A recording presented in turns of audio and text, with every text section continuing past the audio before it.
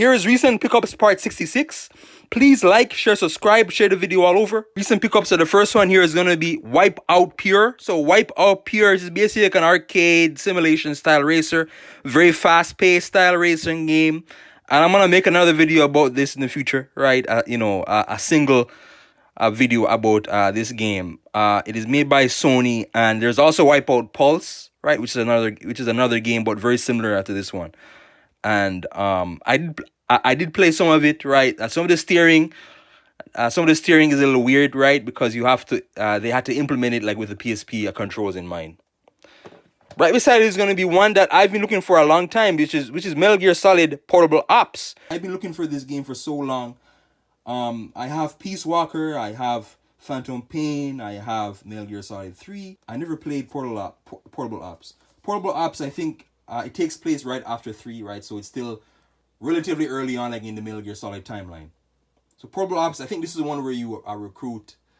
You're basically recruiting soldiers, and then after this, after this, there's literally Mother Base, and you do meet Miller in this game for the first time.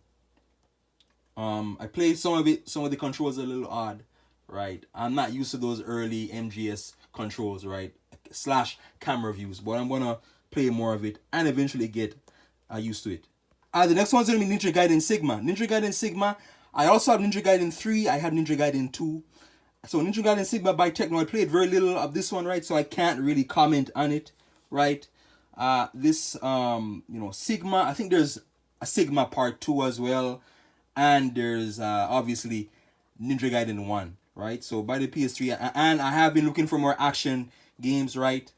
Like Ninja Gaiden, whether it be Devil May Cry, etc. Right? So yeah. The next one is MLB 09 The Show for the PS3. I literally got this for $1. It was $1. And I don't know much about baseball, but I might play this sometime, right?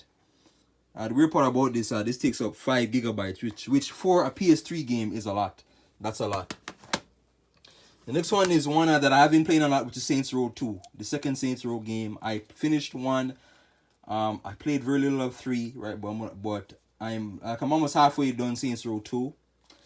I like Saints Row because the early ones I had there's so many activities, so many side activities, right? And it is very tropey. It has a lot of a lot of stuff in it, right? That's basically like a semi GTA game, but Saints Row 2 is a very fun open world game. And the last one's going to be Rainbow Six Vegas 1. Rainbow Six Vegas is literally a military shooter, stealth-based strategy. A little bit weird. This one's a little bit weird because you have to implement it with... They have to implement it like with the PSP controls, so you only have one analog stick and one joystick. But the shooting, like for a PSP game, it feels very solid. There's the other one.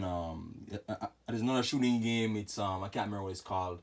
There was a Ghost Recon game for PSP as well, which played similar to this in terms of the mechanics, the shooting mechanics. Also, as well, I also got Darksiders 1, the original Darksiders. I had Darksiders 2. I had Darksiders 3.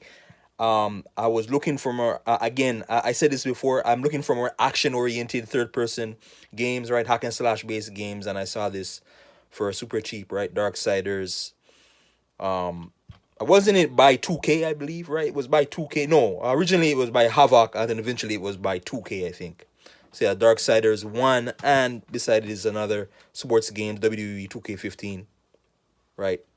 I have 14, I have 16, I have, back in the day, like when it was SmackDown versus Raw, 08, 09, 010, 2011, right?